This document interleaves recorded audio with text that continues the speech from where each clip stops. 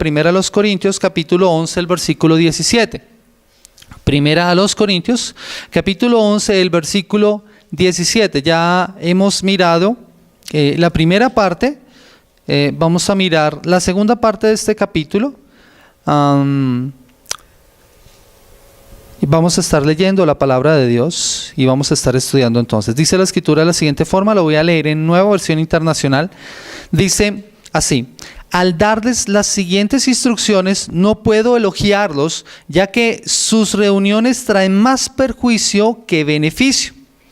En primer lugar, oigo decir que cuando se reúnen como iglesia hay divisiones entre ustedes y hasta cierto punto lo creo. Sin duda, tiene que haber grupos sectarios entre ustedes para que se demuestre quiénes cuentan con la aprobación de Dios. De hecho, cuando se reúnen, ya no es para comer la cena del Señor, porque cada uno se adelanta a comer su propia cena, de manera que unos se quedan con hambre mientras que otros se emborrachan. ¿Acaso no tienen casas donde comer y beber? ¿O es que menosprecian a la iglesia de Dios y quieren avergonzar a los que no tienen nada? ¿Qué les diré? ¿Voy a elogiarlos por esto? ¡Claro que no! Yo recibí del Señor lo mismo que les transmití a ustedes, que el Señor Jesús, la noche que fue traicionado, tomó pan y después de dar gracias lo partió y dijo: esto es mi cuerpo que por ustedes entrego, hagan esto en memoria de mí. De la misma manera, después de cenar, tomó la copa y dijo: esta copa es el nuevo pacto en mi sangre, hagan esto cada vez que beban de ella en memoria de mí. Porque cada vez que comen este pan y beben de esta copa, proclaman la muerte del Señor hasta que Él venga. Por lo tanto, cualquiera que coma el pan o beba la copa del Señor de manera indigna, será culpable de pecar contra el cuerpo y la sangre del Señor. Así que cada uno debe examinarse a sí mismo antes de comer el pan y beber la copa. Porque el que come el pan y bebe el que come y bebe sin discernir el cuerpo, come y bebe su propia condena. Por eso hay entre ustedes muchos débiles y enfermos, e incluso varios han muerto. Si nos examináramos a nosotros mismos, no se nos juzgaría. Pero si nos juzga el Señor, nos disciplina para que no seamos condenados con el mundo. Así que, hermanos míos, cuando se reúnan para comer, espérense unos a otros. Y si alguno tiene hambre, que coma en su casa, para que las reuniones de ustedes no resulten dignas de condenación. Los demás asuntos los arreglaré cuando los visite. Amén. Vamos a orar. Padre, en el precioso nombre de Cristo Jesús, queremos darte gracias por la oportunidad que podemos tener en esta mañana de reunirnos, un grupo de tus hijos, un grupo de tu pueblo, para celebrar tu nombre. Y conforme a las Escrituras, Señor, queremos hacer esto. Queremos reunirnos para lo mejor y no para lo que vaya a ser en perjuicio de nosotros. Enséñanos, Señor, la importancia y el valor que tiene para ti, Señor, ver a tu pueblo reunido con un solo propósito, y es el de exaltarte a ti, Señor. Que cada uno de nosotros sea confrontado con su propio pecado y pueda reconocerte a ti, Señor, y pueda entender que lo que hacemos tiene un propósito muy importante, y es el de levantar a ti adoración. Queremos hacerlo conforme lo enseña la palabra y no hacerlo conforme a nosotros creemos y nosotros pensamos. Señor, queremos entregar esta mañana en tus preciosas manos y rogar tu bendición y tu guía en el nombre precioso de Cristo Jesús. Amén y amén. He titulado este sermón, la continuación del sermón anterior, Todos en el culto de adoración, parte 2. Y habrá una tercera parte, la secuela. ¿Por qué tiene que ver con esto? Pablo está tratando acerca de cuando el pueblo de Dios se reunía. La semana pasada estuvimos viendo cómo era que tenía que ver eso con respecto a la forma en cómo ellos se presentaban al culto, con respecto a su vestimenta, con respecto a su presentación personal, por decirlo de alguna forma. Y hablábamos acerca de algunos aspectos que tenían que ver con esa manera en que el pueblo se debe presentar. ¿Qué es lo que debemos tener nosotros en cuenta? Esta porción de la palabra de Dios creo que nos va a enfatizar muchísimo también de uno de los elementos de el culto, del servicio, del momento de adoración al Señor, que es bien importante, y es el de la celebración de la Cena del Señor. La Cena del Señor está propuesta para ser una imagen visible de lo que es el Evangelio. La iglesia de Dios se reúne para cantar el Evangelio, para escuchar el Evangelio, para ver el Evangelio en la Cena del Señor, para compartir y tener comunión en el Evangelio. Eso es lo que hacemos nosotros. Ese mensaje tiene que ser transversal en todo lo que hacemos nosotros. Y algo muy importante es que creo que una de las cosas que nosotros como seres humanos tenemos, o por lo menos tratamos de hacerlo, es que recordamos las fechas que son más importantes. Si les preguntara, cada uno tiene fechas muy importantes. La primera fecha que uno recuerda, ¿cuál es? La del cumpleaños, ¿cierto? La del nacimiento. El nacimiento es de las fechas más importantes, por eso lo celebramos. Y tratamos de que sea una fecha memorable para cada uno de nosotros. El cumpleaños y el nacimiento trae mucha alegría. El nacimiento de un bebé en una casa, ¿cómo no va a producir gozo? ¿Cierto? Disfruta uno, los niños, a pesar de que a veces no dejen dormir y cuando se enferman es más difícil. Bueno, pero produce gozo y tratamos de celebrar siempre el cumpleaños. Pero hay otras fechas que nosotros celebramos, ¿cierto? ¿Qué otras fechas nosotros celebramos? El aniversario, por ejemplo, los que somos casados. Celebramos, por ejemplo, fechas bien importantes o bien simbólicas. Los países tienen fechas bien importantes. La independencia, por ejemplo. Sí, generalmente lo celebramos. Tenemos que celebrarlo así sea quedándonos en la casa, descansando ese día porque ese día es feriado. Pero el país lo celebra. Miren que hacen marchas, por ejemplo, desfiles militares conmemorando la independencia de nuestra nación, o batallas importantes, ¿no? ¿Recuerdan ustedes el 7 de agosto? ¿Qué se celebra el 7 de agosto? La batalla de Boyacá, y allí entonces cerca a Paipa, allí en el puente, se hace inclusive algunas representaciones de esa batalla. Son fechas que son importantes, eso tenemos nosotros, y en este caso, este pasaje que abordaremos esta mañana nos muestra lo mismo. Debemos agregar a esto la importancia de lo que significa la Cena del Señor, porque la importancia de esto radica en que debemos tenerlo lo más claro posible. Generalmente nosotros como comunidad, como iglesia en particular, lo celebramos una vez al mes, generalmente nuestro segundo domingo del mes, o como lo hicimos en 2 ocasiones ya, el primer domingo, pero tenemos por costumbre celebrarlo una vez al mes. Hay iglesias que lo celebran cada 8 días, hay iglesias que tienen fechas especiales para celebrar la Cena del Señor. Aquí el pasaje no nos está mostrando cada cuánto debe hacerse, sino la forma en que debe hacerse.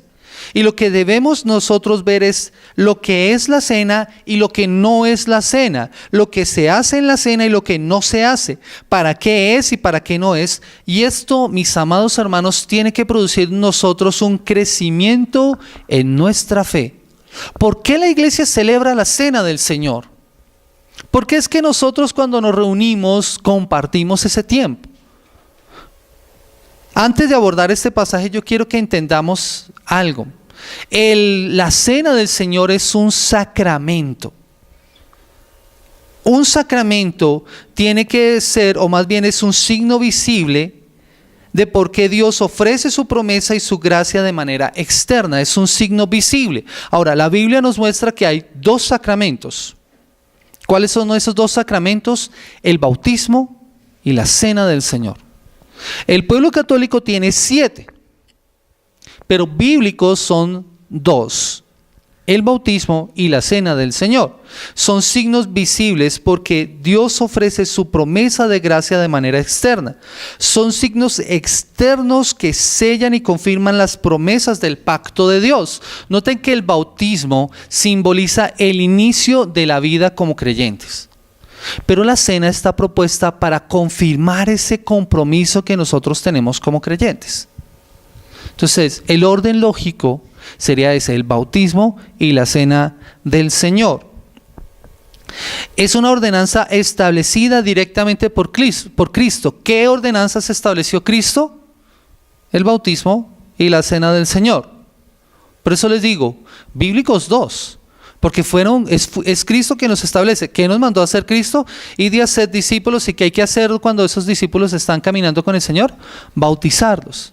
Y el Señor, la noche que fue entregado, como vamos a ver a continuación, tomó pan y habiendo dado gracias lo partió, tomó la copa y la repartió y dijo: esto es mi cuerpo, esto es mi sangre que es partido por ustedes, es entregado por ustedes. Tienen que hacer esto, dice Pablo, en memoria de mí, en memoria del Señor Jesucristo. Diosas promesas que han sido establecidas. Miren, mis amados hermanos, Cristo. Nosotros confirman ese pacto. Alguien lo expresó de esta forma: estos sacramentos representan y confirman una relación de pacto que es previamente existente, originada por elección, iniciada por una promesa, establecida por la gracia, iniciada por el Padre, concebida por el Espíritu Santo, fundamentado en Cristo y recibida por la fe. Eso es lo que es un sacramento. Un sacramento es un signo visible de la promesa y los pactos de Dios. Eso es lo que es un sacramento. Una imagen visible de la promesa y los pactos de Dios. Eso es lo que es un sacramento. La importancia de los sacramentos se encuentra en Dios. Muchas personas asumen, por ejemplo, que el bautismo va a cambiar sus vidas, va a cambiar su forma de ser, su forma de pensar. El sacramento no tiene fuerza en sí mismo. Una persona puede tomar de la cena del Señor y no pasar nada. Una persona se puede bautizar y no pasar nada, porque el bautismo en sí mismo no tiene poder. ¿Dónde está el poder del sacramento? ¿Dónde está la importancia? Porque los sacramentos son medios de gracia que transmiten las promesas de Dios, pero su poder no reside en los elementos. O sea, el agua no tiene el poder para perdonarnos a nosotros cuando nosotros nos bautizamos. La copa y el vino, o el pan y el vino no tienen poder en sí mismos. Son simplemente signos. Su poder reside es en lo que Dios hace a través de esos elementos. Tampoco depende del carácter de la persona quien los ministra o quien los ofrece. No está en eso. O en la fe de quienes los administran, sino en el poder de Dios, en la integridad de Dios. Allí está el poder de esos sacramentos. Los sacramentos tienen que ver con una forma de comunicación no verbal, pero son sostenidos por la palabra de Dios. Por eso es que no podemos separar, por ejemplo, la administración de la cena de la predicación de la palabra de Dios. No podemos separar el bautismo de la predicación de la palabra de Dios, porque es la palabra de Dios la que le da el fundamento a esos sacramentos. Tienen que ir sumados a ellos. A través de ellos, lo que va a ocurrir en nuestra vida es que nuestra fe es afianzada y nos hace crecer, nos ayuda a crecer en nuestra confianza, en nuestra dependencia en las promesas de Dios. Eso es lo que van a hacer los sacramentos. Y yo quiero que notemos en esta mañana por qué es tan importante este sacramento del cual vamos a estar hablando nosotros hoy, que es el de la cena del Señor. En una ocasión pasada tuvimos la oportunidad de compartir acerca del bautismo. Hoy vamos a hablar acerca de la cena del Señor, dentro del marco de lo que hemos venido estudiando a través de la carta del apóstol Pablo a los Corintios. ¿Por qué es importante la cena del Señor? Porque es importante la cena del Señor. Y quiero que miremos entonces lo que dice Pablo y abordemos entonces este pasaje. Versículo 17. Dice: al darles las siguientes instrucciones no puedo elogiarlos, ya que sus reuniones traen más perjuicio que beneficio. En primer lugar, oigo decir que cuando se reúnen como iglesia hay divisiones entre ustedes, y hasta cierto punto lo creo. Sin duda, tiene que haber grupos sectarios entre ustedes para que se demuestre quiénes cuentan con la aprobación de Dios. De hecho, cuando se reúnen ya no es para comer la cena del Señor, porque cada uno se adelanta para comer su propia cena, de manera que unos se quedan con hambre mientras otros se emborrachan. ¿Acaso no tienen casas donde comer y beber? ¿O es que menosprecian a la iglesia de Dios y quieren avergonzar a los que no tienen nada? ¿Qué les diré? ¿Voy a elogiarlos por esto? Claro que no. Y yo quiero que noten que de este versículo, del versículo 17 al versículo 22, Pablo está hablando acerca del problema. ¿Cuál es el problema? Anteriormente, en el primer pasaje, Pablo encuentra razones para elogiar a estos hermanos. Pero aquí, ¿recuerdan la técnica del sándwich? Primero los elogia, primero los felicita y después viene la carnecita. Viene el llamado de atención y aquí está recalcando nuevamente un llamado de atención. Y por esto especialmente no los va a elogiar, porque lo que están haciendo está mal. Su comportamiento no es digno de la iglesia de Cristo. Su comportamiento va en contra de lo que Dios ha establecido en su palabra. No se están reuniendo para lo mejor. No están progresando. En vez de estar progresando, están retrocediendo en la fe. Y esto lo podemos ver en los versículos 18 y 19 cuando habla acerca de las divisiones. Recuerden que la iglesia de Corintio era una iglesia que estaba dividida, tenía facciones. Pero no solo en cuanto a la fe, en cuanto a la enseñanza, sino también en cuanto a la práctica de ciertas costumbres o de ciertos elementos de lo que tiene que ver con el culto y en este caso de la cena del Señor.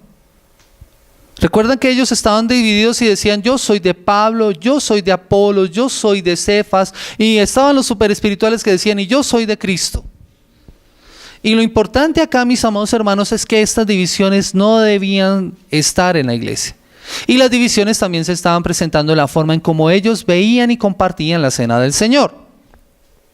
Estas divisiones mostraban, sin duda alguna, que había algunos que estaban siendo aprobados por Dios. ¿Y qué significaba el ser aprobados por Dios? Tenía que ver en que a pesar de que esta división es mala en sí mismo, se estaba mostrando quiénes eran los verdaderos seguidores de Cristo. Eso es lo que significaba que fueran aprobados. Esas divisiones que son malas en sí mismas y no debían estar ocurriendo, mostraban efectivamente quiénes eran de la fe en Jesucristo, quiénes eran los que en verdad habían creído en el mensaje del Evangelio. Ahora, dentro del contexto de lo que está pasando en la iglesia en Corintio, ustedes van a notar que ellos se reunían y comían, pero algunos estaban emborrachando y algunos la glotonería los llevaba a comer primero y olvidarse de los demás. Y ustedes se podrían estar preguntando: bueno, pero ¿cómo se puede uno emborrachar o cómo puede uno llenarse con un pedacito de pan y una copita de vino o de jugo de uva? Mis amados hermanos, cuando ellos se reunían, lo hacían de forma muy distinta a la nuestra. Ellos traían comida. ¿Recuerdan cuando el año pasado hicimos nosotros nuestro ágape? El ágape era esa misma cena. Cada uno traía alguna porción de alimento y entre todos podían compartir. El problema era que algunos traían esto y no esperaban a que llegaran los otros hermanos. Entonces se adelantaban y empezaban a comer. Por eso cuando llegaban los hermanos que de pronto por alguna razón no habían llegado temprano, quedaban con hambre y encontraban que otros estaban llenos e inclusive hasta borrachos, ebrios. Es dentro de este contexto que Pablo les llama la atención. Por eso es que no es digno de elogiar, porque la iglesia está llamada a vivir en comunión y en unidad, y está llamada a compartir. Y está llamada a que no haya ninguno más importante que otro. Lo que estaba mostrando esta iglesia era un egoísmo muy grande, porque entonces el único que importa soy yo y por eso yo tengo que comer primero. Y los otros que se esperen, y si no hay comida pues no importa. Ese era el problema que estaban teniendo estos hermanos en la iglesia. Dentro de ese contexto entonces partían el pan y tomaban la copa. Esa cena que era un ágape, y en ese marco que se presentaba luego la cena del Señor, se había convertido entonces en algo totalmente distinto. Cuando un hermano iba a compartir la cena del Señor, pues imagínense cómo se podría sentir este hermano. ¿Se iba a sentir mal? Es dentro de este contexto que Pablo les llama la atención. Por eso el versículo 22 nos muestra el llamado de atención. Dice: ¿acaso no tienen casas donde comer y beber? ¿O menosprecian a la iglesia de Dios y quieren avergonzar a los que no tienen nada? ¿Es que usted no tiene allá alimento que tiene que venir, perdón la expresión, a atragantarse a la iglesia? Ese es el llamado de atención. Y por eso les está diciendo lo siguiente, mis amados hermanos, o menosprecian a la iglesia de Dios. Porque ¿a quién están menospreciando? A la iglesia. ¿Y quién es la iglesia? Cada una de las personas que asisten, cada uno de los que forman parte de ese cuerpo, están menospreciando a la iglesia. ¿Pero es la iglesia de quién? La iglesia de Dios, la iglesia de Cristo, la que Él compró con su sangre. Eso es lo que Él les está diciendo. Quieren avergonzar, además esto me impacta, ¿quieren avergonzar a los que no tienen nada? Muy posiblemente habían hermanos que tenían los recursos económicos y entonces podían traer de pronto una mejor pieza de carne, un mejor alimento, y los que no tenían pues traían muy poco. Generalmente los que se sentaban primero dentro de esas culturas a comer, pues obviamente ¿quiénes eran? Los hermanos que tenían recursos económicos, los ricos. Cuando llegaban los pobres, pues se encontraban que ya no había nada. ¿Qué iba a causar esto? Vergüenza. Vergüenza. ¿Qué les diré? ¿Voy a elogiarlos por esto? Claro que no.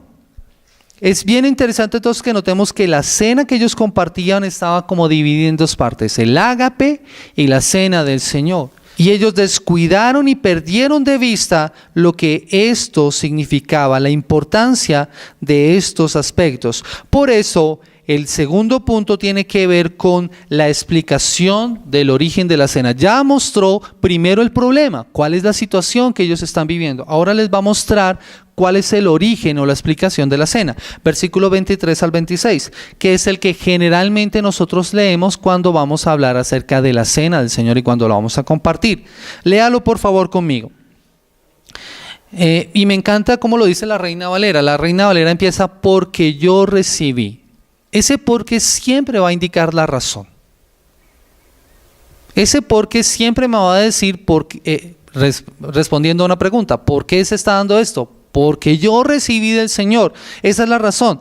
Versículo 23. Yo recibí del Señor lo mismo que les transmití a ustedes. Pablo está diciendo, esta enseñanza Jesús mismo me la dio.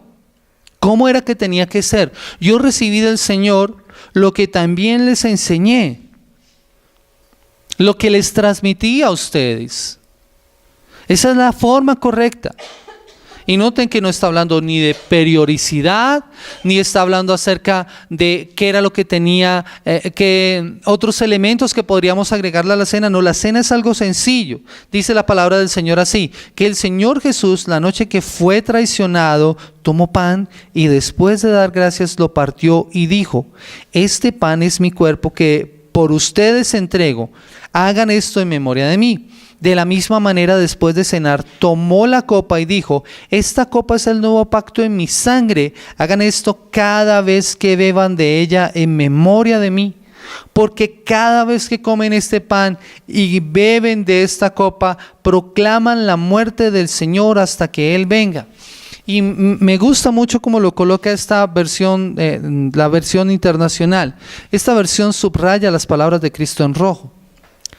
Pero Pablo, el versículo 26 es una explicación nuevamente de por qué es que se debían hacer estas cosas. Porque cada vez que comen este pan y beben de esta copa, proclaman la muerte del Señor hasta que Él venga. ¿Cuál es la idea original de la cena? Pablo recibió esta ordenanza, pero Jesús está modelando una comida que ya traían los judíos como tradición. Entonces aquí es necesario que nosotros vayamos y miremos el Evangelio. Y luego vayamos y miramos la historia bíblica. Porque ese es el proceso. ¿Cuál es el proceso? Vayamos por favor a Mateo capítulo 26, el versículo 17 al 29. Mateo capítulo 26, el versículo 17 al 29. Dice la palabra del Señor. El primer día de la fiesta de los panes sin levadura se acercaron los discípulos a Jesús y le preguntaron, ¿dónde quieres que hagamos los preparativos para que comas la Pascua? Él les respondió y fueron a las Él les respondió que fueran a la ciudad, a la casa de cierto hombre, y le dijeran: el maestro dice, mi tiempo está cerca, voy a celebrar la Pascua en tu casa con mis discípulos. Los discípulos hicieron entonces como Jesús les había mandado y prepararon la Pascua. Al anochecer, Jesús estaba sentado a la mesa con los 12. Mientras comían, les dijo: les aseguro que uno de ustedes me va a traicionar. Ellos se entristecieron mucho y uno por uno comenzaron a preguntarlos: ¿acaso seré yo, Señor? El que mete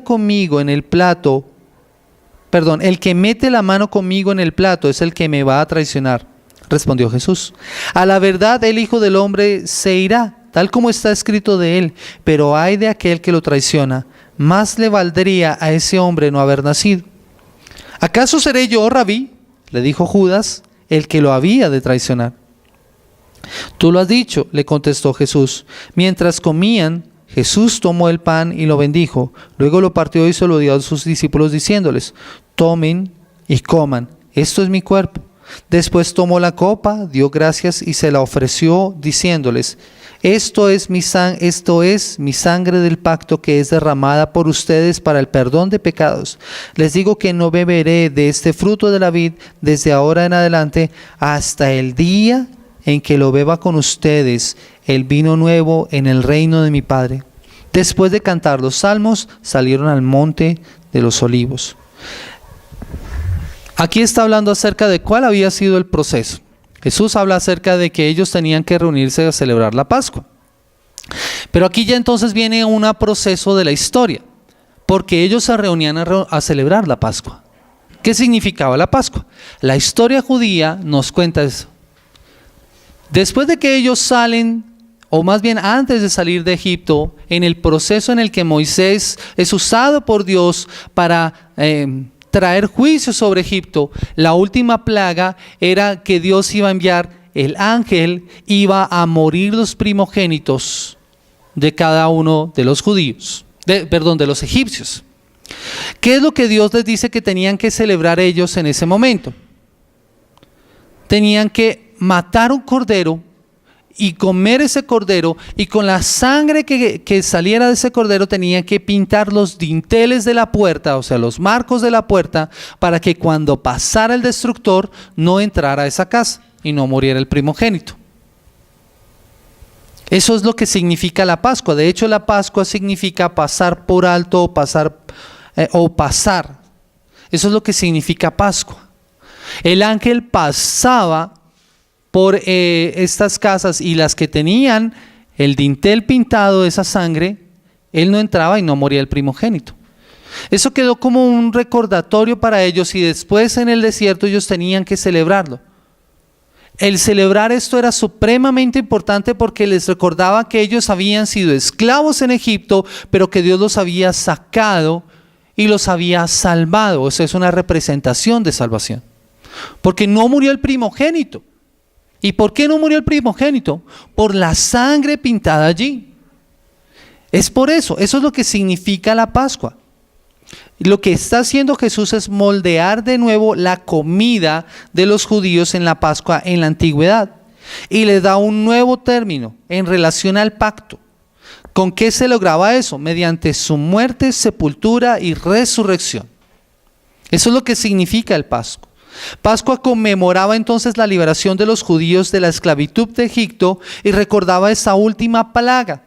Esa noche, como les digo, se sacrificaba un cordero, y eso era lo que tenían que recordar ellos. Esto seguramente era lo que tenían en mente los discípulos cuando Jesús les habló acerca de la Pascua. O sea, para los discípulos era claro que era lo que era celebrar la Pascua. ¿Dónde quieres que comamos la Pascua? Y Jesús usa esos elementos para mostrar ahora que hay una nueva Pascua. De hecho, el mismo Pablo va a usar esa expresión aquí en 1 Corintios cuando habla acerca de que Cristo es nuestra Pascua. Eso que era un símbolo y un recordatorio para los judíos, ahora se vuelve un recordatorio para la demás iglesia. Ahora la Pascua no es simplemente la liberación de la esclavitud en Egipto, sino que es la liberación para el pueblo de Dios de sus pecados. Esa sangre que se derramó en la cruz del Calvario es nuestra Pascua. Y esos elementos ahora simbolizan para nosotros el perdón de nuestros pecados. Eso es lo que está diciendo Pablo acá. Eso es lo que está recordándoles a ellos. ¿Qué hacemos nosotros durante la Pascua, durante la cena, mis amados hermanos? Recordamos la muerte del Señor Jesucristo hasta que Él venga. Eso es lo que nos dice el versículo 26. ¿Qué hacemos usted y yo cuando celebramos cada vez la cena del Señor? Estamos recordando la muerte del Señor Jesucristo. Esa que era una comida muy especial para los judíos, ahora se vuelve una comida especial para nosotros, que tiene un simbolismo muy importante. Es una señal de la gracia de Dios y por eso nosotros la recordamos en memoria de ¿quién? Antes los judíos tenían que celebrar la Pascua en recordatorio de lo que Dios había hecho por ellos en el desierto, de lo que Dios había hecho por ellos en Egipto. Ahora nosotros la recordamos ¿por qué? Por lo que Cristo hizo en la cruz del Calvario, por lo que Él hizo para perdonarnos y limpiarnos de toda nuestra maldad. Por eso lo hacemos en memoria de Él. Tiene una importancia muy grande y por eso les leía lo que dice 1 Corintios capítulo 15, el versículo 3 y 4, porque ese es el resumen del Evangelio. Porque ante todo, porque les transmití a ustedes lo que yo mismo recibí, que Cristo murió por nuestros pecados según las Escrituras, que fue sepultado y que resucitó al tercer día según las Escrituras. Ese es el Evangelio. Por eso cuando nosotros celebramos y recordamos la cena, estamos viendo el Evangelio. ¿Cómo se ve el Evangelio? El Evangelio se ve en los elementos de la copa y el pan. Y cada vez que usted participa de esos elementos, está viendo el Evangelio.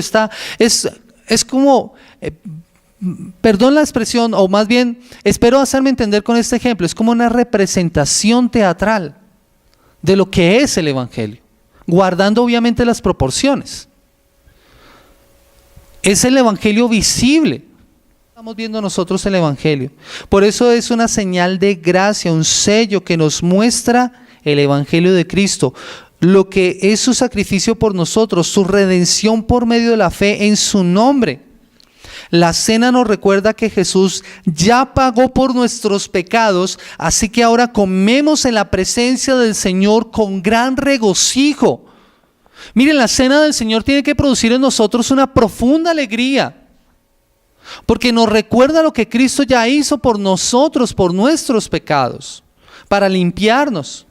Esos elementos se usan con un significado.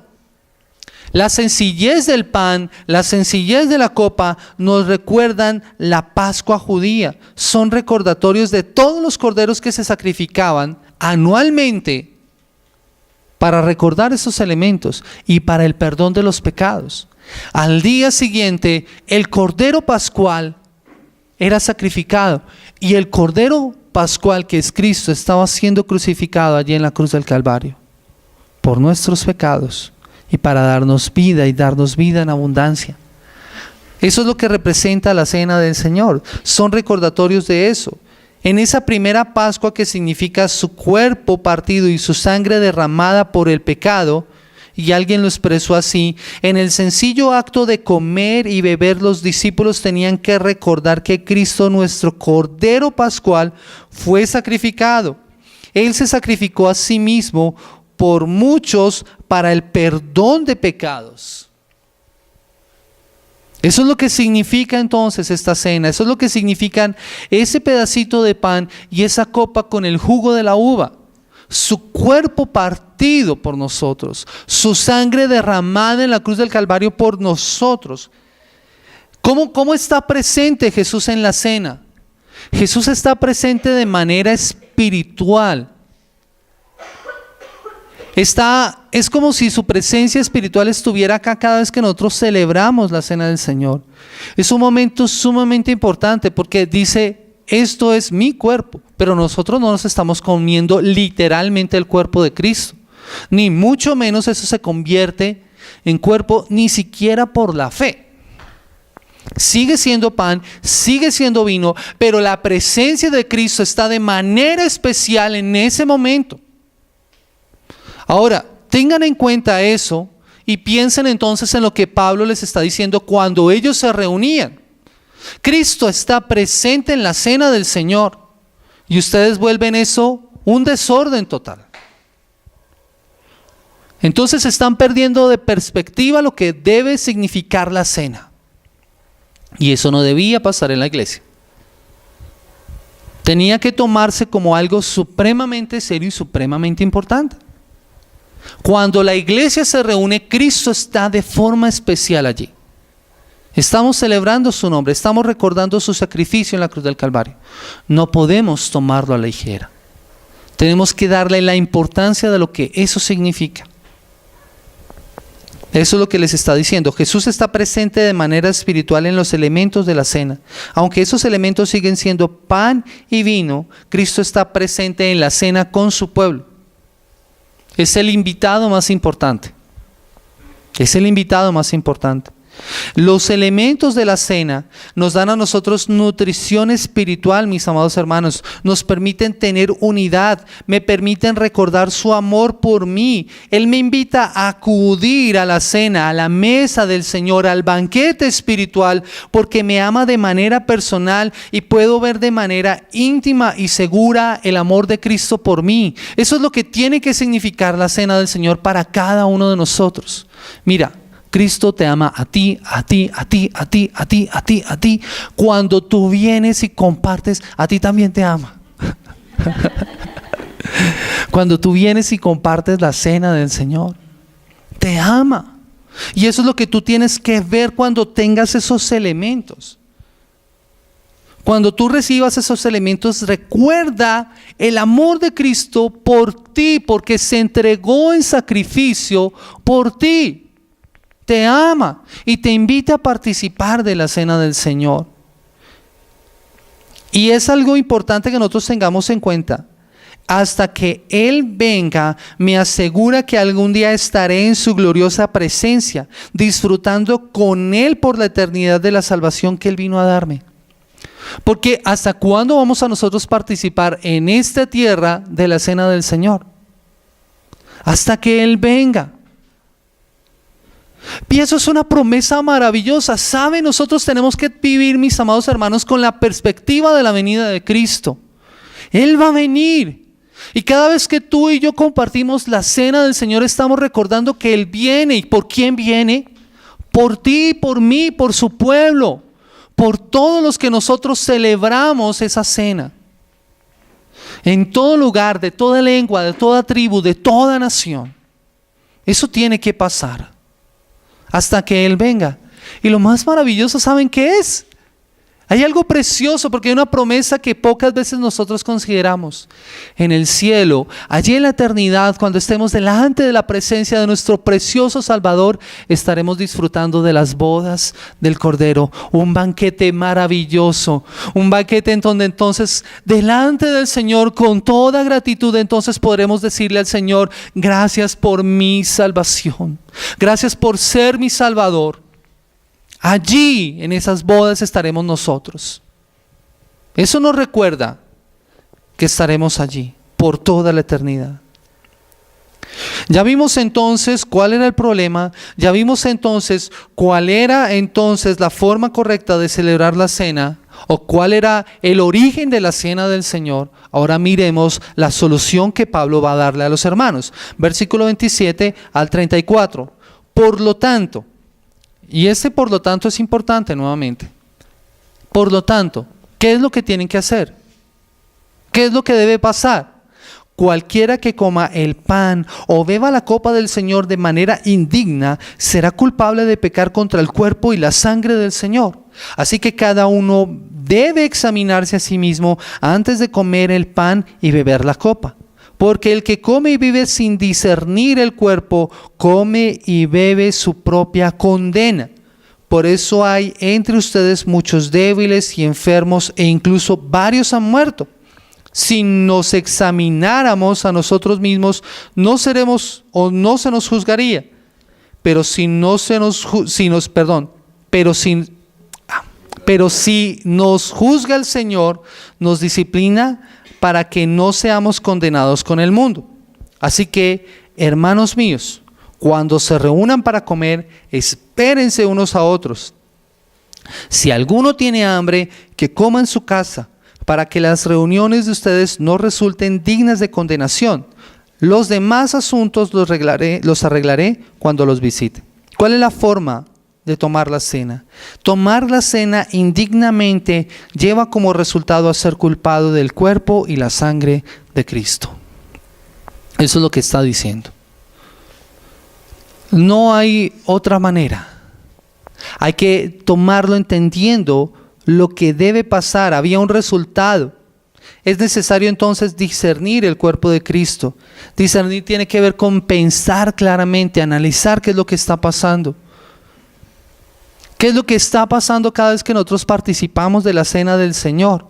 El resultado era que si no se examinaban, o si se examinan no van a ser juzgados, pero si son juzgados es porque el Señor los está disciplinando. Eso es lo que está pasando dentro de la iglesia en Corinto. Por eso Pablo dice, hay algunos que están enfermos, hay algunos que inclusive han muerto. ¿Pero por qué estaba pasando eso dentro de la iglesia?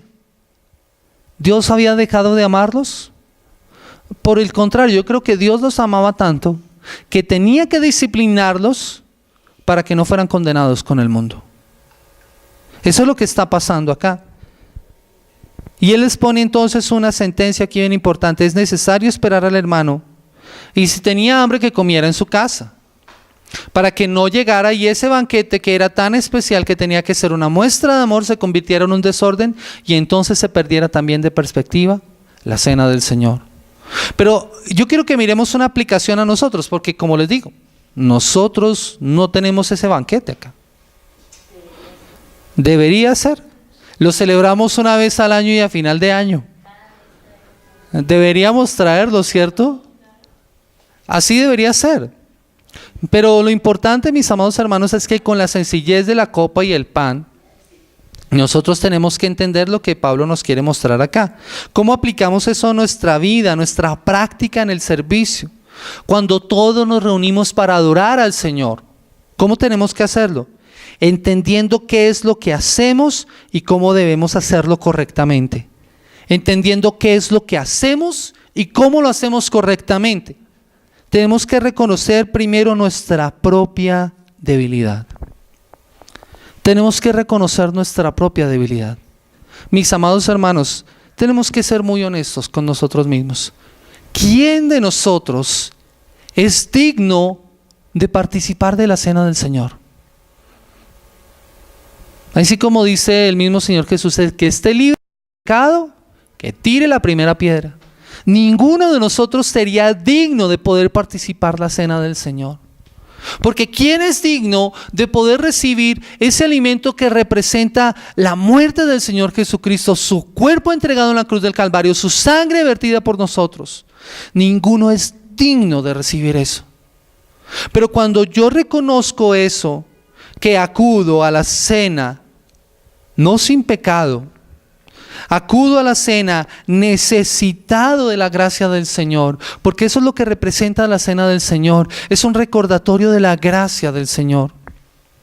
No es que yo no deba recibir la cena, no es que yo no pueda participar de la cena del Señor, por el contrario, yo vengo a la cena profundamente hambriento, porque necesito cada vez más y más la gracia del Señor en mi vida. Necesito eso.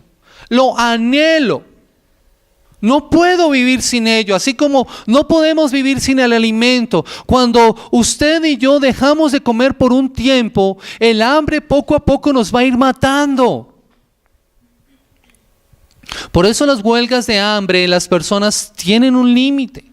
Pero hay muchos cristianos que prefieren aguantar hambre espiritual y dejar de comer la cena del Señor. Y creo que eso afecta también, porque por eso algunos de ellos también estaban enfermos y estaban débiles, y algunos inclusive han muerto. Y hay algunos cristianos que prefieren aguantar hambre, prefieren quedarse en casa, prefieren dejar de participar en el banquete de la gracia del Señor. y morir poco a poco espiritualmente. Nosotros tenemos que venir profundamente necesitados, reconociendo nuestra propia debilidad, reconociendo que hemos perdido batalla tras batalla contra el pecado, a veces desanimados y en muchas ocasiones con incredulidad en nuestros corazones. Pero tú y yo venimos a la cena del Señor diciendo eso: Señor, aquí estoy necesitado. Necesitamos ser alimentados y necesitamos recibir el sustento que Cristo ofrece. Debemos reconocer también nuestra propia necesidad espiritual, esa necesidad que se manifiesta en el compartir los hermanos unos con otros. Reconocer esa necesidad espiritual, porque cuando usted y yo nos reunimos en torno a la mesa del Señor, debemos reconocer esa profunda necesidad y esa profunda unidad espiritual que vienen de Cristo. Y esto era lo que no estaba pasando con estos hermanos. Estaban divididos entre ellos, lo que nos muestra el versículo 17. Porque no se reunían para su beneficio, sino para su perjuicio. Ellos habían sido divididos en la manifestación de segregarse por causa de los maestros a los cuales querían escuchar, aún por su egoísmo y su propia glotonería, como lo muestra el versículo 20. Pero la cena, mis amados hermanos, nos ayuda a reconocer nuestra propia necesidad espiritual. Nuestra propia necesidad espiritual. Bienaventurados los que tienen hambre y sed de justicia, porque ellos serán saciados. Y la cena constituye eso. La saciedad espiritual que tú necesitas viene cuando tú compartes la cena del Señor y lo haces en la sencillez de la comunidad de la iglesia. Allí se satisface esa necesidad espiritual. Para que la cena sea en realidad lo que debería ser, nosotros necesitamos participar de ella, entendiendo que debemos hacerlo de una forma digna, con un correcto entendimiento de lo que Cristo vino a hacer. Cuando tú participas de la cena del Señor, debes entender que Cristo se entregó por ti, derramó su sangre por ti, lo dio todo. Eso es lo que debe pasar en la cena del Señor. Debemos reconocer también que al igual que ellos, la unidad del cuerpo como un pan y un pueblo unidos con Cristo mediante el sacrificio por nosotros. Pablo va a hablar acerca de eso en el capítulo 10, el versículo 17. Miren lo que dice: hay un solo pan del cual todos participamos. Por eso, aunque somos muchos, formamos un solo cuerpo. Y el versículo 16 nos dice esto: por esa copa de bendición por la cual damos gracias, ¿no significa que entramos en comunión con la sangre de Cristo? Ese pan que partimos, ¿no significa que entramos en comunión con el cuerpo de Cristo? El pan y la copa nos permiten compartir en comunión los unos con los otros. Somos llamados a formar un solo cuerpo. Y ese cuerpo, que es usted y yo en Cristo, comparten en comunión la cena del Señor. Por eso es importante que nosotros entendamos esto. No debemos hacerlo como se convirtió para ellos para juicio. Y es necesario hacer un autoexamen de nosotros. De manera individual, cada uno de nosotros tiene que mirar cómo está. Pruébese a sí mismo. Mira cómo estás delante de Dios. Y si estás mal, no dejes de participar de la cena del Señor. Lo que tienes que hacer es pedir perdón al Señor. Ese es el momento en el cual tú tienes que ir en arrepentimiento y fe y decirle al Señor: mira mi condición de pecado, aquí estoy, Señor, te pido perdón. Y busco tu gracia y busco tu misericordia. Y participo de la cena del Señor. Si tengo algo con mi hermano, contra mi hermano, voy a la cena del Señor y le digo: voy a arreglar este problema con mi hermano. Y pido perdón. No es dejar de participar de la cena del Señor. Debemos probarnos a nosotros mismos. Pero eso no quiere decir que no participemos de la cena del Señor, sino que acudamos a Él a través de la misericordia y hallemos su gracia para disfrutar de su comunión nuevamente. ¿Cuándo viene el juicio? Mis amados hermanos, el juicio viene, el castigo viene, la disciplina viene cuando yo no hago esto. No significa que tú tengas que ser perfecto para participar de la cena del Señor. No esperes a ser perfecto, porque ninguno, ni tú ni yo, vamos a lograr estar en perfección para participar de la cena del Señor. Ninguno. Pero lo que sí significa es que yo tengo que ir al Señor en arrepentimiento y fe y decirle: Señor, ten misericordia de mí y permíteme participar de tu cena entendiendo esto. Quiero finalizar con esto, mis amados hermanos, unas breves conclusiones y aplicaciones. Nunca dejes de apropiarte de los beneficios del Evangelio de Cristo. Nunca dejes de apropiarte de los beneficios del Evangelio de Cristo. Él nos concedió señales visibles y palabras visibles que continúan refrescando nuestros recuerdos de su sacrificio. Eso es lo que es la cena del Señor. Cuando tú veas la cena, recuerda lo que Cristo hizo por ti en la cruz del Calvario. Es el Evangelio representado.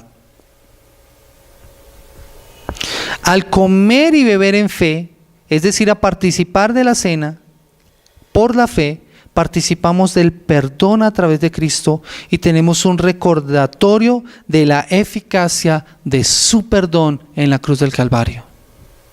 Eso es lo que tú y yo hacemos. Bebemos y comemos y participamos de ese perdón a través de Cristo.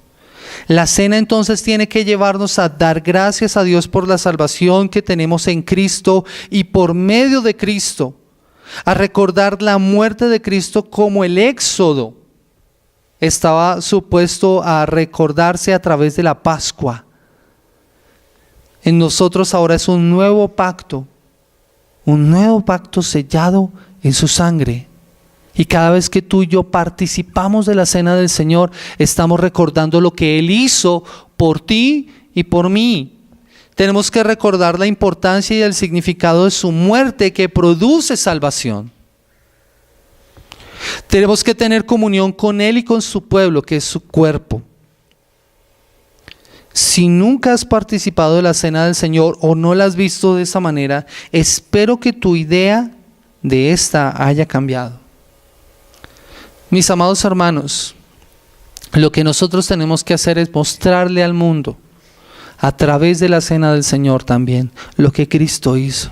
Si tú estás agradecido por lo que Cristo hizo por ti, si tú ves la salvación como el regalo más maravilloso, no dejes de compartirlo a otros. Invitemos a otros al banquete del Señor. Lo que tenemos que hacer cuando venga una persona nueva a la iglesia no es decirle: tú no puedes participar de la cena del Señor. No, es una oportunidad para predicarle el mensaje del Evangelio, porque le estamos mostrando al Cristo crucificado. Por eso los niños participan en nuestra comunidad de la cena del Señor, porque al igual que los judíos enseñaban a sus niños a través de la Pascua lo que el Señor había hecho por ellos en el desierto y al salir de Egipto, nosotros le enseñamos a nuestros niños que Cristo murió también por ellos, que ese sacrificio se aplica también a ellos, que ellos necesitan la salvación, necesitan el perdón de sus pecados. Y eso es por medio de Cristo. Nuestros niños tienen que participar, pero tenemos que enseñarles. Tenemos que decirles lo que eso significa. No vamos a jugar con esos elementos. Expliquémosles a ellos para que ellos crezcan entendiendo ese sacrificio. Y tengan esa necesidad de ir en arrepentimiento y fe a Cristo también. Que Dios nos ayude a aplicar su palabra y que el Señor tenga misericordia de nosotros. En esta mañana vamos a orar. Bendito Señor de la gloria, queremos darte gracias por tu palabra expuesta en esta mañana.